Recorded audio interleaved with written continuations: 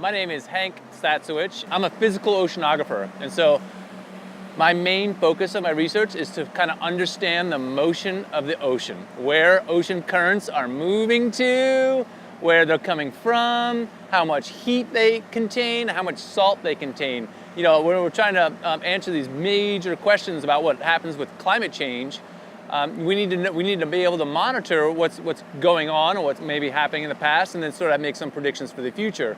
And so the predominant instruments that we're using require us to measure the temperature and salinity, and also how much chlorophyll may be in the water. So we're looking at the little critters and how much particulates. So whether you're in a riverine discharge area or way far offshore in the deep blue ocean, those are the instruments that we're sort of running here. I kind of went pretty tool light, actually, and when I was packing for this trip.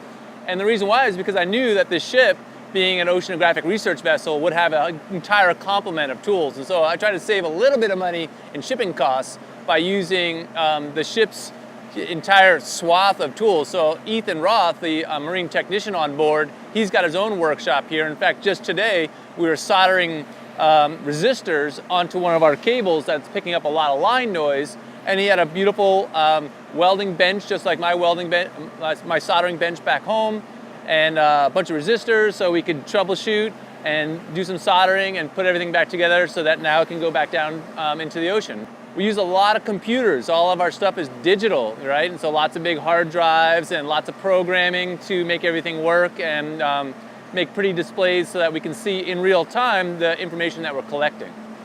I have been involved in oceanography since 1992 when I was an undergrad at Rutgers University, and when I was there I took this class called Introduction to Marine Science, and I thought, wow, that is really cool. You know, I grew up on boats and been around the ocean my whole life, but when I realized you could make a career out of that, I thought, wow, that's totally amazing and I need to do more of that. And so I got a job working as a technician back east in New Jersey, followed that up with a graduate degree in oceanography, and then I moved to Alaska in 2001, and I've been working up here in the Alaskan waters since then. I love coming to sea, I really do. It's one of the greatest parts of my job. You work really, really, really hard at sea. Yesterday was case in point. I think I got up at 6 a.m., I had a really busy day, all kinds of things going on all day long, and I didn't wind up getting off my shift until well after midnight, so it was an 18-hour day.